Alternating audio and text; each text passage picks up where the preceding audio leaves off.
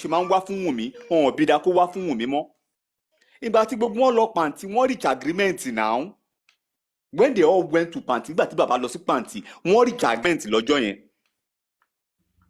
they reached an agreement. Irọ́ ni. They reach an agreement. There are some things we will not come out to. Yes, I'm coming, son. Okay, let's charge it. Yeah.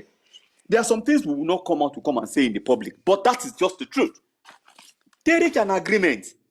So gbogbo pé kinní kan Wùnmí ló ṣe kinní kan ìwọ̀n bí da kó sọ bẹ́ẹ̀ DNA ló ṣe kinní kan tó bá ṣe kinní kan ìjọ lẹ ti gbogbo pé tó bá ṣe DNA ó máa sọ kú tó pa ìjọ lẹ ti gbọ́dọ̀ ẹ̀ lẹ́nu ẹ̀ mọ́ kò jẹ́ sọ rú ẹ̀ mọ́ can't say that again. Bàbá tí ọba arrest tí bàbá ò wá sọ fún àwa tá à ń jà ń ta pé ọba arrest wá sọ fún yín ta kílẹ̀ sọ yín táwa dẹ̀ ń jà lọ nígbà yẹn tá à ń jà lọ bàbá àwa dẹ̀ ń jà hold on àwa ń jà lọ àṣé ọba ti arrest bàbá ó ní wọ́n invite òun ni àṣọ lọ arrest ẹni bàbá ò bọ́ síta nígbà yìí tẹ́ ń jà lọ yìí wọ́n ti arrest òun o a dẹ̀ ń jà lọ à ń jàjà òṣì. ẹ dẹ̀ ń jà lọ Mr. Lati ṣẹ́rí kínní yìí ẹjọ́ yìí wọ́n ti parí ẹ̀ mo witness ẹjọ́ kan ẹni yẹn wọ́n pa ọmọ ẹ̀ ó dẹ̀ lóun fà lé Ọlọ́run lọ́wọ́ ìjọba rẹ̀ ready láti push ṣẹ́rí ọ̀rọ̀ kéèsì Mohbad àti ìyá àti bàbá àti everybody gbogbo wọ́n ti parí ọ̀rọ̀ yẹn ní police station. They are not ready to push anything. Gbogbo pálapàla tó ń ṣe àní wọ́n sọ lọ́jọ́ yẹn pé ẹni tó bá rí kọ́ńtẹ́nàǹsì jòsí lọ́jọ́ tí wọ́n ka autopsy yẹn lẹ máa mọ̀ pé bàbá yìí ní nǹkan tó ń bò. I'm coming. Lẹ máa mọ̀ pé bàbá yìí ní nǹkan tó ń bò ọjọ́ tí wọ́n ka autopsy yẹn ẹ lọ compare ìgbà tó ka first one. Ẹ lọ ìgbà tó ka first one tó ń ké nígbà tó ka ilé yìí bàbá yìí lo sunshade ní ìbòjú ló lò ìbòjú dúdú ni. Tó bojú tó tẹ̀ kò tí ẹ̀ mìíràn kò tí ẹ̀ mì kankan kò tí ẹ̀ ṣe and some people still believe in him that he's still fighting for justice. He is not fighting for justice. Ibi tẹ́mi ti ní problem pẹ̀lú ẹ̀ right from the beginning pòkè kí ló stop ẹ̀yin méjèèjì àti ìyá àti bàbá kẹ́ parapọ̀ kẹ́ fight for justice. Tó bá bí ìyá Mohbad nígbà á ní pé kọ́ lọ yanjú ẹ̀ nílé ló máa ń sọ. Ẹ jẹ́ ká lọ yanjú ẹ̀ nílé ló máa ń sọ kò ní sọ pé ẹ jẹ́ ká jà fún justice. Ẹ fi wálẹ̀ ẹ jẹ́ ká lọ yanjú ẹ̀ nílé. Gbogbo pé don't let ṣẹ́rí mistake tọ́wọ̀n èèyàn ṣe ń gbà yẹn ni pé àṣírí Jòsí ò bá ti tú tipẹ́ àṣírí yẹn ò bá ti tú tipẹ́ ká ní wọ́n allow ìgbà tá à ń push sókè ẹ jẹ́ kí ìyá àti bàbá ẹ̀kọ́ parí ìjà tí wọ́n fight for justice. Ṣé fipá àṣírí yẹn ò ní tú ni? Àmọ́ ẹni tó ń dí justice lọ́wọ́ náà méjèèjì náà ṣé Jòsí fẹ́ fi justice fi pawó ni àbí ìyá fẹ́ fi justice fi ó fẹ́ da gbogbo ẹ̀rù àti mọ̀ ń gbà yẹn but people came for us came for my head wọ́n ti Sam Jojo pushing kìnnìkan kòkó bàbá aṣáṣùn àṣírí ti máa tú ti pẹ́ bó jẹ́ ọ̀rọ̀ owó yìí náà ni a ti dájà wọ́n lẹ̀ bó jẹ́ Jòsí ló máa accuse ìyá Jòsí pé ìyá Mohbad pé oko báyìí jẹ́ wọ́n sọ yẹn báyìí fún kò sọ síta àṣírí ti máa tú but because Jòsí also is a greedy man mo sọ fún yín pé àtìgbà tó ti ra mọ́tò sẹ́ ó máa ń gbéga sókè ládùúgbò ni nígbà tí ó dẹ̀ ti ó máa ń gara ni ó máa ń gara àní tẹ bá rí láńlọ́ọ̀dù kan ládùúgbò wọ́n á sọ sítórì ẹ̀ fún yín láńlọ́ọ̀dù kan ẹ mọ̀ pé ọ̀rọ̀ láàrú tẹ́ pé ìgbà tẹ́jọ ní mọ́tò tẹ́jọ ní kankan yẹn tẹ́jọ máa ń wà tẹ́yìn wá ìgbà tó ní kankan tẹ́jọ máa ń wà tó wá di pé orí yẹn kò yé yín tó wà kí n kiri dáadáa mọ́. ó tún láìkí kó máa ṣe Sami Jojo ó tún láìkí kó máa ní ẹ ṣáà mọ̀ pé kápẹ́ńtà lèmi kó máa fìyẹn wá sí parties lọ́dọ̀ àwọn èèyàn ẹ ṣáà mọ̀ pé kápẹ́ńtà lèmi kápẹ́ńtà tó ń kọ́ tó ń pawó. Ẹni sùúrù ṣé kápẹ́ńtà ń gba 100 million ni ṣé kápẹ́ńtà ń gba 200 million ni. ẹ má mà dáhùn ó sọ kápẹ́ńtà di iṣẹ́ elébi. ṣé kápẹ́ńtà ń gba contract 50 million ni tí bàbá yẹn bá ṣe eré dáadáa ẹ̀gbọ́n bàbá. tálùbáríkà bá gorí iṣẹ́ èèyàn ló tálùbáríkà bá gorí iṣẹ́ èèyàn so Yorùbá ni Matilda come up Matilda Matilde come up please. so gbogbo máa ti bẹ̀rẹ̀.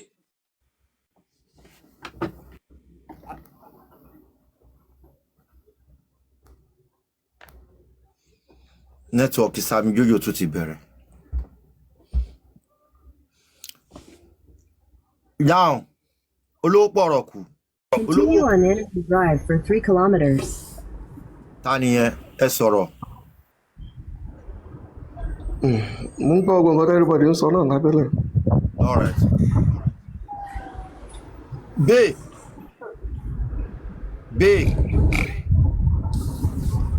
Bay 77. Bay 77.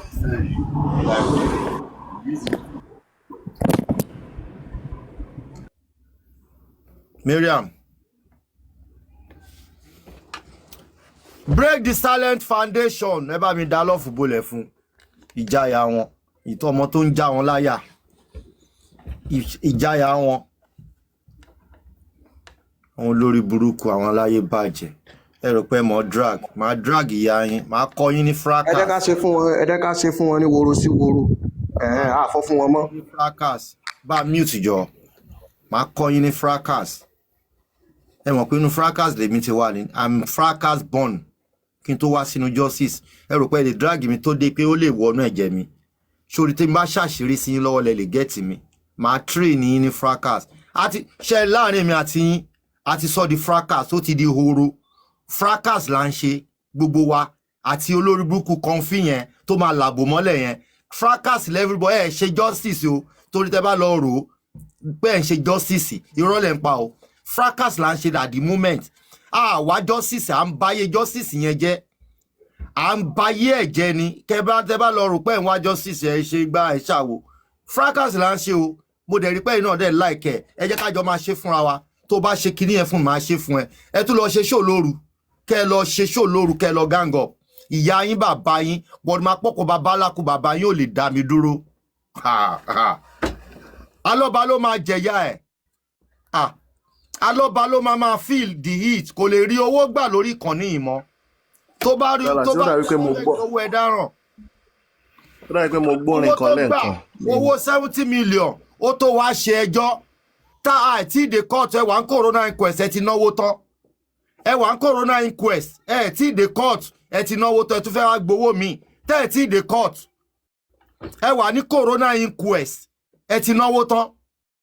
Onínàkúnà ni ọmọ onínàkúnà ni oníjẹkújẹ aláìmoore aláìlálùbáríkà ni olórí burúkú aláyé bàjẹ́ tún ni ẹ ti ya wèrè. Ẹ tí ìdè high court ẹ ti ná 70 million tán. Ẹ tún expect kí àwọn èèyàn tó lọ mo fẹ́ wò bóyá ẹni lójú tì bóyá ẹ tún máa gbá káǹtì síta pé fẹ́ gbowó màá tún wò á jẹ́ pé abaniláyé já ni ẹ fẹ́ bayé àwọn èèyàn jẹ́ lọ́nà torí òkú Mohbad aláyé bàjẹ́ ni tó bá bí yín dá kẹ́ tún gbá káǹtì síta pé fẹ́ gbowó màá wo nǹkan tẹ́ fẹ́ fowó ṣe ládùúró owó tẹ́ gbà lórí pláfọ́ọ̀mù yìí àbí owó tẹ́ gbà lórí pláfọ́ọ̀mù kan ló lọ yìí ẹ mọ̀ tẹ́ gbà ń bì báyìí orí ti burú. Yes. Hello. Jọ fún wa lórí orin tó ṣe ẹ fún wa lórí ẹ. All right. Kẹ́kẹ́ forí sí ká forí sí. All right. Ẹ ti ń ṣe eré o. Ẹ mọ mẹ̀mẹ̀.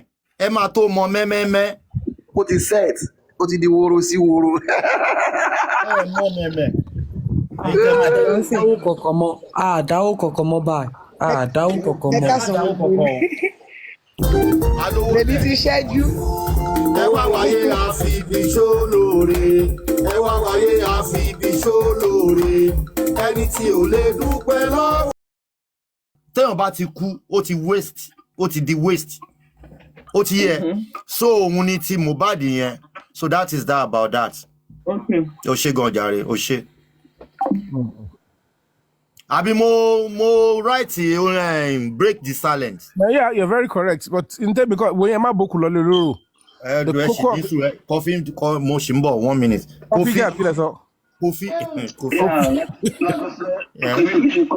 Coffee ni tètè mi. Mo sọ mo ní coffee. Now, no problem. Mo fẹ́ digress a bit. The woman tó sọ̀rọ̀ pé ẹ̀jẹ̀. Now, not in all cases, thing about kú, only ẹ̀jẹ̀ jáde from orifices like the ear, the nose, the mouth. All right. So it depends on the circumstances that actually lead to the death of that person. Okay, thank you. Traumatic injury. So you are not likely to see any bleeding from orifices. That is what I want to say. That's about Dr. Kofi sorrow. The reason why the orifices are being blocked, probably with cotton wool, is just to reduce the rate at which air and other organisms will actually flow into that person. Now, all these ones, they aid the composition of the body tissues. So, in composition, after a while, after the death, only because the body will start decomposing. So here, might actually blow as in may allow the abdomen to become bloated. So EMA cause rapid decomposition of body tissues. So and that might actually cause pinky and so those are the reasons. So the Mohbad case,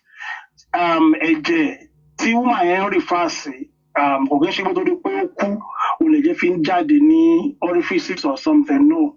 So the particular thing to cause is what they've not been able to tell us. And I think wípé bóyá ó ṣubú ni, bóyá ó forí gbálẹ̀ ni, bóyá ó ṣe gbá ni, bóyá wọ́n gún ni, there are different narratives tó ń jáde. So until when an eyewitness will be able to tell us that is when we'll be able to say, okay, this is likely the likelihood of what actually caused the tí Joseph Aloba sọ pé òun rí, tí Fọláṣadé náà claim wípé òun rí, ọlọ́pàá náà ní pé there was profuse bleeding, but kò sí anybody around to substantiate gbogbo yẹn. So I would not want the lady to actually propagate unnecessary or a false narrative. So that is to the best of my knowledge. So nǹkan tí mo fẹ́ sáré sọ̀rọ̀ lé lórí nìyẹn. All right, thank you. Thank you. Good afternoon, everyone. Movies. What I want to say is the man that called now, I've said a little out of it.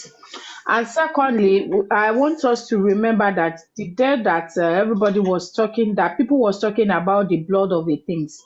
Mohbad's sister came out. She said that, Wumi, are you going to tell me that is your period blood that is much like that? That what happened to Mohbad that is bleeding? That all that blood inside that house, that's what really happened, that the blood that he saw is not that small blood.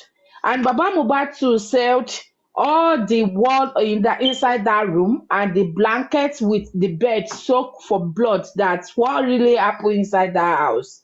And they see the traces of the blood downstairs where they're about to when he was about to climbing up. You understand? Tap and follow the host, please. So I think that's the blood that this madam was talking about is not the blood that Baba Mohbad and Fọláṣadé see inside that house. That one is clear. That one is much more than something that someone can just buy between how many days and the blood will gush out that way. Is that is too much. That blood is too much than to be expecting that is because and if someone even die without even being burst like that, the blood cannot just gush out that way, and it depends on the kind of the pie the person. Someone cannot just die naturally and you expect the person to be bleeding.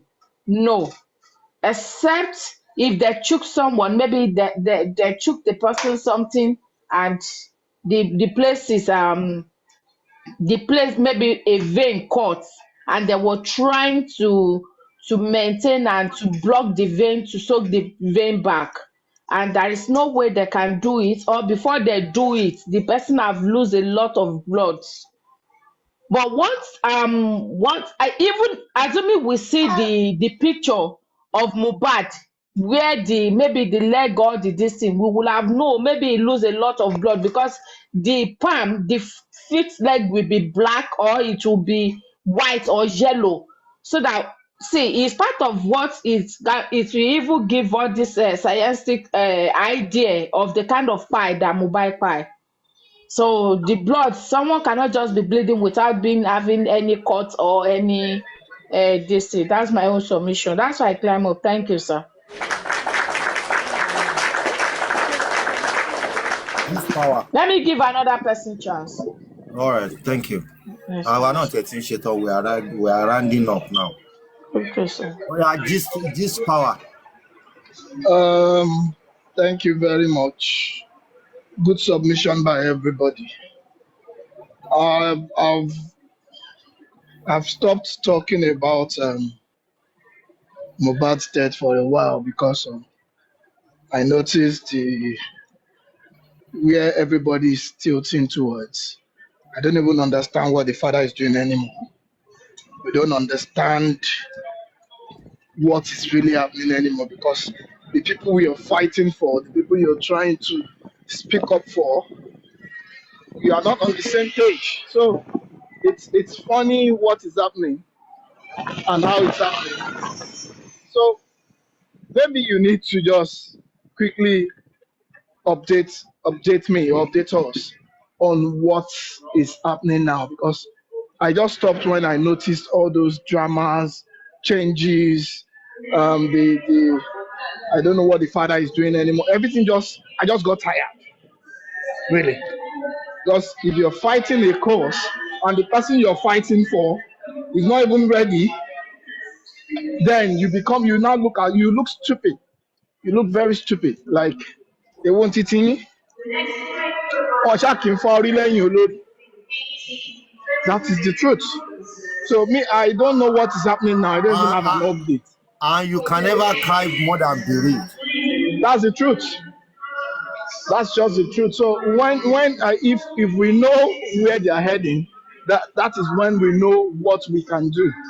But if the family themselves don't even want the progress of all this fight and all this struggle, then where do we stand? We can talk from today till tomorrow. It is their own stand that really matters. If the father is not speaking up to say the truth, the mother is covering a lot of things. Even the blood brother is saying otherwise. So I just lost interest. So right now, I don't even know where we are on the case. You need to follow it up. I got tired really.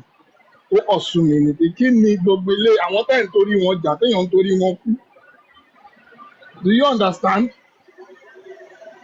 I'm fárí lẹ́yìn olórí náà àwọn fúnra wọn gbọ́dọ̀ ṣó pé òkè arẹ́dì bàbá sọ é lẹ́nìí á sọ bí lọ́la bàbá ní bàbá ń ṣayé ẹ̀ lọ to me sef àwa gan we are even more pain than the father. That's where I see it and that was why I got tired.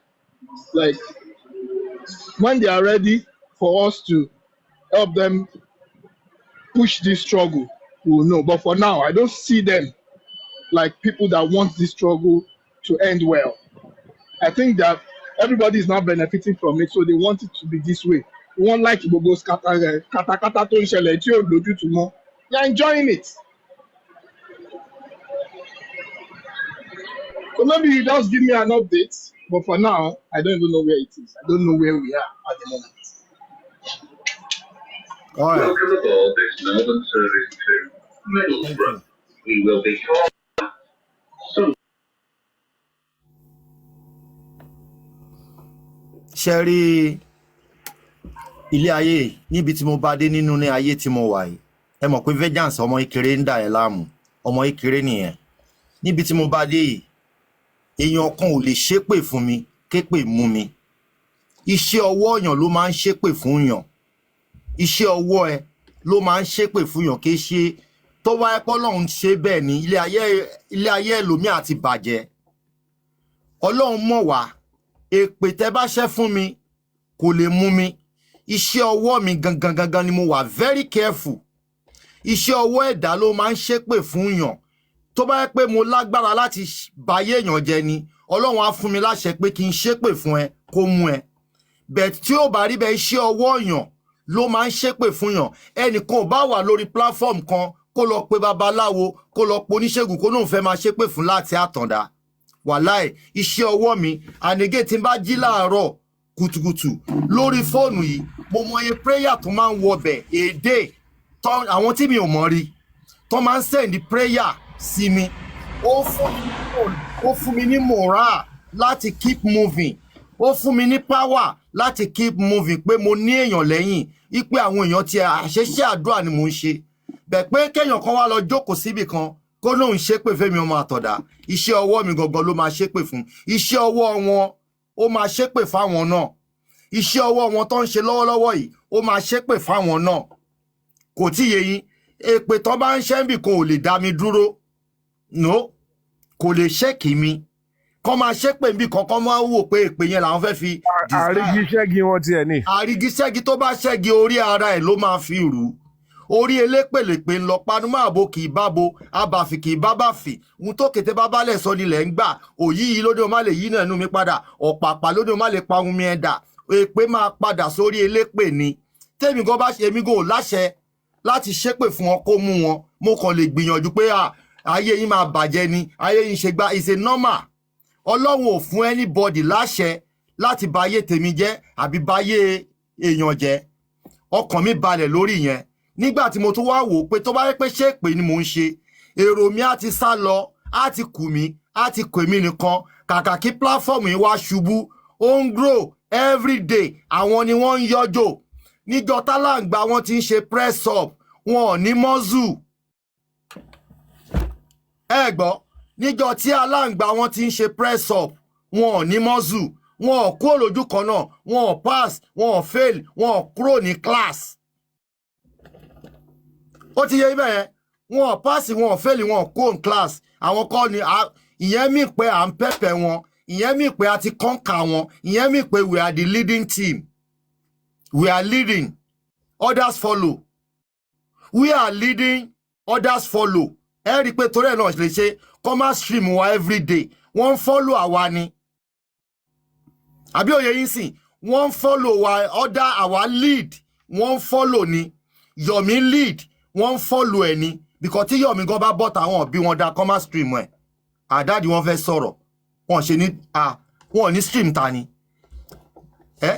wọ́n ní stream ta ni jẹ́ kọ́kọ́ ṣàwọ̀ sí kóló mi kún jalè lọ́dọ̀ bàbá ẹ̀ rí mi jalè lọ́dọ̀ ya ẹ̀yin lẹ́ ń jalè bàbá yín ló ń lu jìbìtì ló ń lu public ní jìbìtì bàbá yín ni ọ̀gbágbá fèrè gbàgbà olè alọ́kó ló ń kígbe bàbá yín ni alọ́kó ló ń kígbe ọ̀gbágbá fèrè gbàgbà tó gbá public òun gangan ni bẹ́ẹ̀ lọ́dọ̀ tèmi bíbá mi ò ń ṣolè ẹ lè mú mi lólè àràbù nìyẹn mi ò jalè rí mi ò ń jalè bí ṣe wà ìmọ̀ye tí ó lè ìtorí ẹ̀ ni mi ò ṣe lè support bàbá Mohbad fún olè tó ń jà lọ́wọ́lọ́wọ́ yìí olè tó ń jà public lólè tó ń jà public lólè tó ń gbé kiri.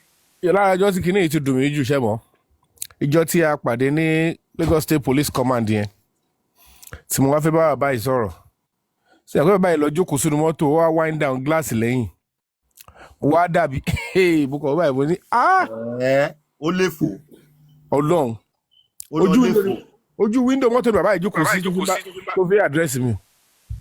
ó jọra ẹ ẹgbọ́n tí Sami Jojo ti sọ pé ó jọra ẹ lójú gan. kọ́kọ́ kí mi kò pè mí rì èyí tó sọ pé àwọn lọ́ba níbẹ̀ yẹn kíní kọ ayé parẹ́ tì yẹn ló pè mí kó tó wá sọ pé bàbá Mohbad náà wà ń bì mo ní really ok come on kò sọ pé Mr. Yomi ẹ ṣe gan o mo ní gbogbo iṣẹ́ tẹ̀ ń ṣe mo wà ń bí o mo ti wà ní command kò ṣe rí kò pè mí rí. àbáwọ̀ wà justice. kò tí yẹn nígbà tí a máa ń sọ̀rọ̀ náà bẹ́ẹ̀ ló kójú sókè báyìí ní nǹkan báyìí ẹ wò nǹkan náà nígbà táwọn anúbẹ̀ gbé orí pé gbogbo èèyàn mọ̀ nǹkan tó káwọn lára ní pé gbogbo omi ta ti ń pàdé èmi làwọn èèyàn ń kí wọn. bàbá ẹ̀ ń jọ ìfẹ́ mi yẹn. fíìmù náà torí kí láwọn fi jọra wọn kò jọra wọn jìnnà síra wọn. ẹ ti gbọ́ latest ìyàwó yín. ìyàwó mi ta ni ìyàwó mi. ọmọ ṣífù máa tọ́nà gbá ojú ẹ̀ ní sẹ́ẹ̀sì.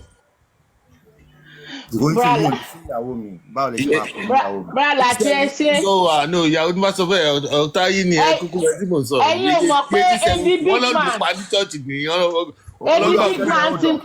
Ebi big man ti ń pa bàbá tipẹ́tipẹ́ wọ́n wá rí opportunity láti behave like big man kí lẹ expect that is just it. He has been hungry for big man positions since all this while but there is no way you understand and eventually opportunity wá wà fún wọn láti explore. èmi náà ọ̀rì bí ìfà náà ni kò sí ẹ̀mọ̀ pé gbogbo ogun tèmi ń jà yẹn ṣe ń get. So torí ẹ̀ ni bàbá ṣe sọ pé àwọn ní frame kò ṣe frame. Ẹjọ́ òsì lọ́wọ́ wọn gbogbo ogun tèmi bá wọn jà tèmi jà gbà yẹn èmi I don't want to be traced I don't want to be traceable so no driver no PA nobody mo ní kó stay away ni. Honestly, to be sincere, let's say the truth to ourselves. Honestly speaking, Baba made a mistake by saying that he have frame because kò sí ẹni tó gbàdúrà kó n fi kú ọmọ no kìkì. Honestly, and the big man that he's doing now, this is not the right time for him to do the big man. He's going to do the big man and tire.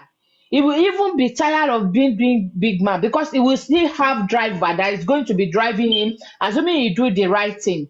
And he will still have people that will be working under his record label and his company's name.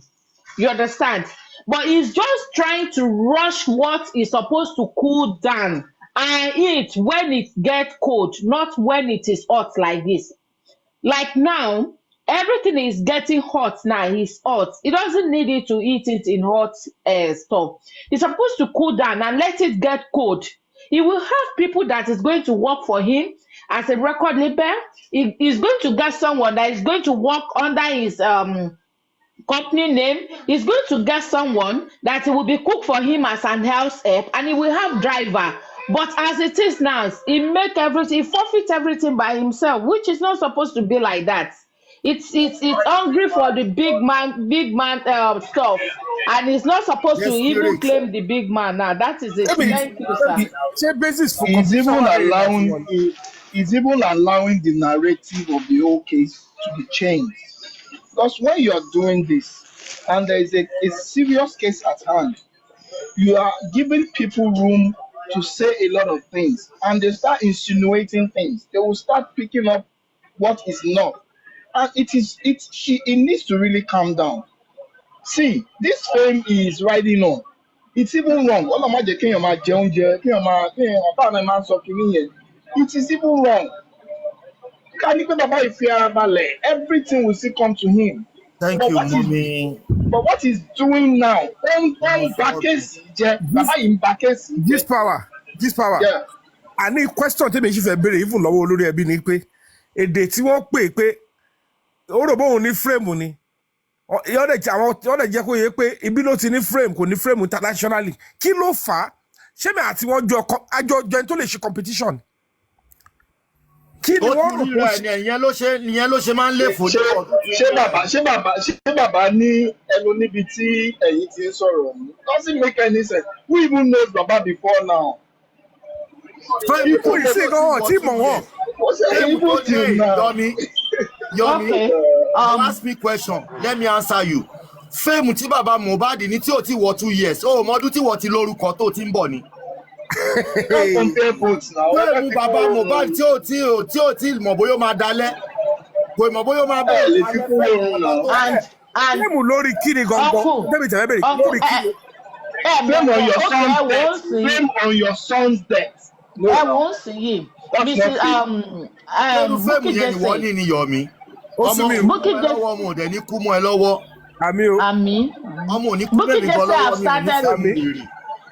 Bukky Jesse have started and again hold on just please. Yeah.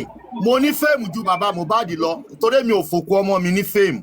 Wọ́n mọ̀ mi ju bàbá Mohbad lọ. Not to talk of Yomi. Ọ̀ṣọ́wọ́ yín lẹ fi ní fame. Not to talk of Yomi. Wọ́n mo ní fame wọ́n mọ̀ mi ju bàbá Mohbad lọ. Ó ga o. I think tó ti fa argument tó fi gbọ́rọ̀ ẹ̀ jáde mo rò for 2 days I couldn't be ríro pé what is the basis for this? Nílẹ̀ Yorùbá kẹ́tẹ̀ rò pé bóyá o lè tiẹ̀ ní wá but ọ̀rọ̀ ọmọ yín là ń jà fún. What is the rationale tẹ́ fi rò pé àwọn eléyìí òṣòtọ́ ládùúrú nǹkan tá ti ṣe ẹ wá mú ẹni tí ẹ sọ pé kò ṣe o ṣáwọn tí ẹ jọ wà pọ̀ yẹn àbí public tó dáwó fún yín lẹ́tún màmá bú padà. I can't even understand because there is no basis. Téèyàn ọ̀dà jẹ́ ká yọ pé ọ̀rọ̀ pé àwọn bàbá yìí dá sí ta ni kọ́ lè ṣẹlẹ̀ sí ọmọ ẹ̀ ká ṣàdúrú nǹkan tá a ṣe yìí. Ẹgbẹ́ lomi sókè mo fẹ́ àdírẹ́sì ọ̀rọ̀ Tẹ́ni ọmọ ológo. Ẹgbẹ́ lomi sókè ẹjọ́. All right ma. Tẹ́ni ọmọ ológo if you are hearing me, ẹ̀yin fans Tẹ́mi Ọmọlógo, ìgbà tèmi àti Tẹ́ni Ọmọlógo ń jà, nígbà tí èmi àti bàbá, tí mo sì ń jẹ́ ajá, tí mo sì ń gbó lẹ́yìn bàbá, ní ìsinmi ò gbó mọ́. If you have anything, èmi àti ẹ, àṣẹ mọ́ra wa. Gbogbo àwọn ilé tó wà lórí platform yìí, wọ́n mọ̀ pé èmi àti ẹ, àṣẹ mọ́ra wa, èmi àti ẹ jọ wá láti inú fracas. Are you getting my point? Èmi àti ẹ jọ wá, ó mọ̀ mí, èmi àti ẹ ti fought, we fought a lot nínú fracas. So ó mọ̀ mí, èmi náà mọ̀ ẹ́. Bẹ̀ tó bá ní anything tí mo fi ṣe ń gbà mo sì jẹ́ ajá, tí mo sì máa ń gbó lẹ́yìn bàbá Mohbad. I'm very sorry, má bínú ìyá mi. Nígbà yẹn nìyẹn, má bínú ìyá mi. Ó gbọ́, don't be annoying. Let's move on so that we can achieve our goal. Sister Tẹ́mi Ọmọlógo, from this platform, we are saying sorry. Èmi náà join ẹnu mi pẹ̀lú ti olórí ẹbí to say sorry. Anything tí ó bá wọn kò ti ṣẹlẹ̀, that is in the past. So please, sorry, Sister Tẹ́mi, ẹ má bínú. Tẹ́ni ṣe mọ́ra wa, ó yàtọ̀ sí bí èmi àti other person ṣe mọ́ra wa lórí black app yìí. Látòrí green app, ṣé blue app láti jọ ń bọ̀. Blue app láti jọ wá, èmi àti ẹ̀dẹ̀ ti jà gan, láti jà nínú blue app gan, tá ti jọ tẹ́síra wa lójú, àjọ mọ́ra wa. Ó ti yé yín. Kò ṣe lórí justice for Mohbad. No. Mi ò want justice for Mohbad. Laimoli, thank you for the gift. Èmi tẹ̀lé Àbíkẹ́ Jagaban, òun tẹ̀lé Esther Board. Ẹ máa jẹ́ máa kó bora yín. Under Esther Board ló wà nígbà yẹn. So ẹ rí pé àlejò. Natural enemy nìyẹn. Bẹ́ẹ̀ nígbà táwa dé orí justice for Mohbad, another life ló yẹ ká live. Exactly. So ìyẹn ni mo ṣe ń lo opportunity láti sọ pé má bínú torí ẹ̀mí ṣe ń báyàn jà, ọ̀rọ̀ ẹnu mi ò dáa tí n bá báyàn jà, ọ̀rọ̀ bí n ṣe rí jàkàjàgà yìí, ọ̀rọ̀ burúkú wà lẹ́nu mi. Ọ̀rọ̀ tí mo sọ tí mo fi bínú sọ̀rọ̀ sí òun ló mú dání ló ń bínú dòní lónìí báyìí tí mo lọ fi bínú sọ̀rọ̀. So torí ẹ̀ mo ṣe ní má bínú Tẹ́ni Ọmọlógo, ó mọ̀ wá, ó ti yẹ. Ó ti lọ bẹ́ẹ̀. Ẹ̀yin àti Yèyé Kúdí ṣe ń jà náà ni àbí? Yèyé Kúdí à ń jà náà.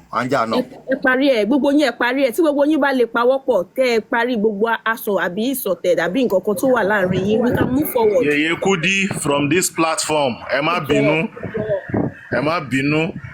Ẹ jọ̀ọ́, anything tá a bá ti ṣe lórí platform yìí láti fi ṣẹ̀yìn one way or the other from olórí ẹbí's platform. We are saying sorry. Yèyé Kúdí, please, we are sorry.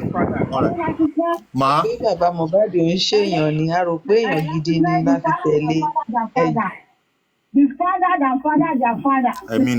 Ẹ ṣe gbọ́dọ̀ mo láti kọ́ta ṣe yẹn, ẹ jọ̀ọ́, ẹ jẹ́ let's love this, okay? And Yèyé Kúdí náà ẹ máa tẹ́sù. Bàbá ló fẹ́ jẹ́ kẹ́ gbọ̀dí máa jà. Òun ló yẹ̀yìn gbogbo wa kanra wa ni òun wá jókòó lé a máa wo show. Bàbá yẹn ni ẹjọ́ Yèyé Kúdí Tẹ́ni Ọmọlógo every other person ẹjọ́ one love bàbá lè ṣe gbọ́dọ̀. Thank you sister, ẹ ṣe gan ma. Thank you, ẹ ṣe ma. Lọ́wọ́ sí ẹ fúnra yín láti wo olórí ẹbí.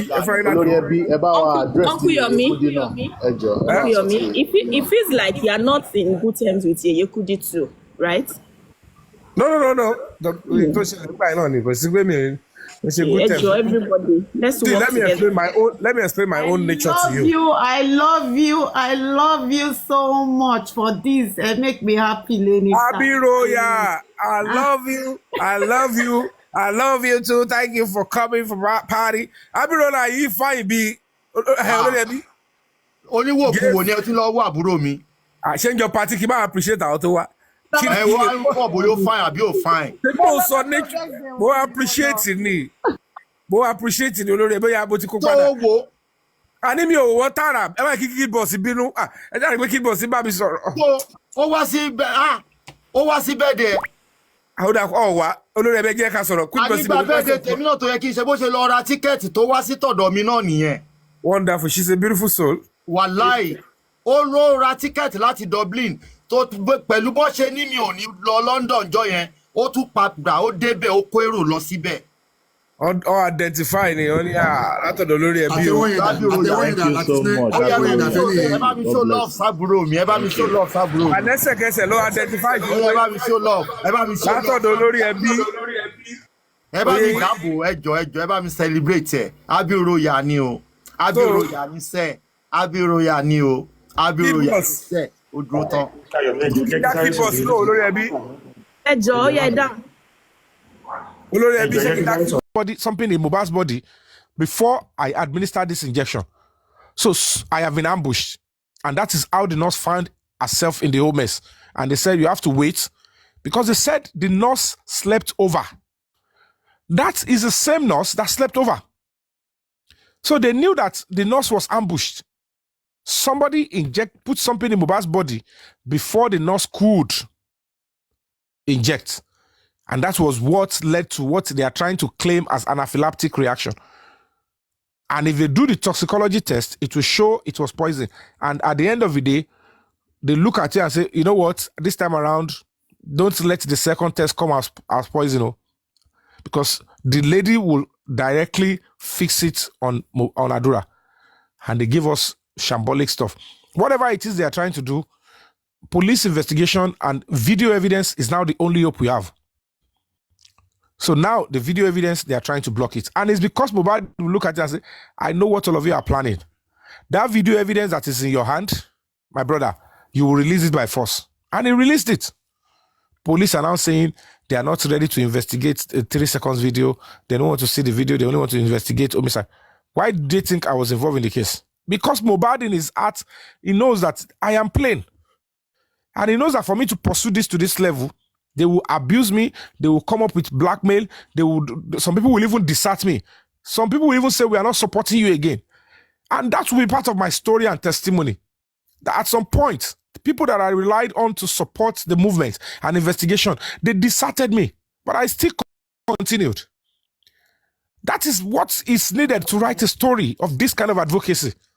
When eventually Mohbad gets justice, not this story that everybody is trying to bring Shibi and Obe and everyone condemn, let's attack you on me. Ask them, why are they attacking me? Why are they downplaying my contribution? Why are they making it look like I've done something wrong? Nothing. I have done absolutely nothing wrong. Nothing. Think about my I'm in debt. And I'm pursuing it, and I will still get justice, and God will make us get justice in Jesus' name. And Allah's name. And a fast day. Okuyomi. Jerry, nǹkan tẹ́ kọ́kọ́ sọ yẹn, like the role of a father, ó wà important gan nínú ilé.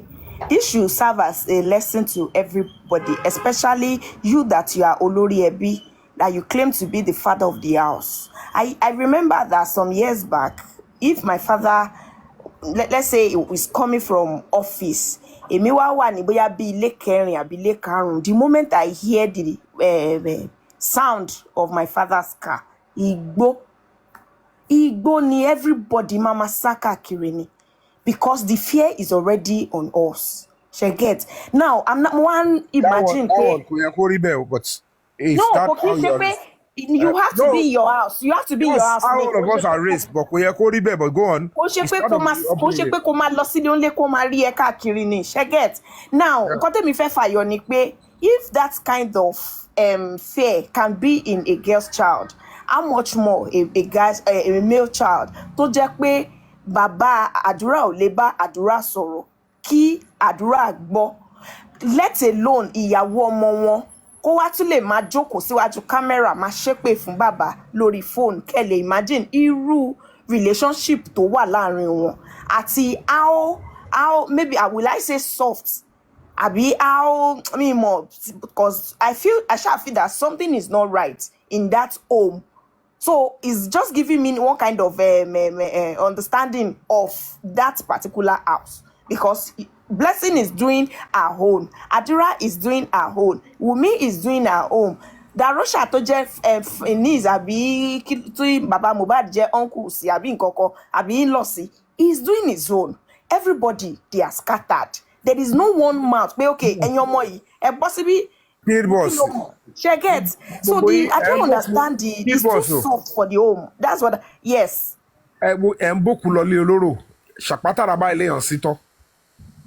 If Baba Mohbad will want to get justice, he must be willing to say, not by only words, by working with police to ensure that even if his son, Adura, has a hand in what took Mohbad's life, which I know is pretty aware of what actually happened. If he's going to take his stand, that is one of the reasons he's avoiding police. And there is no two ways about it, because when you see the attitude and actions of the mother of Mohbad, only a mother will never be ashamed to associate with that kind of a lady.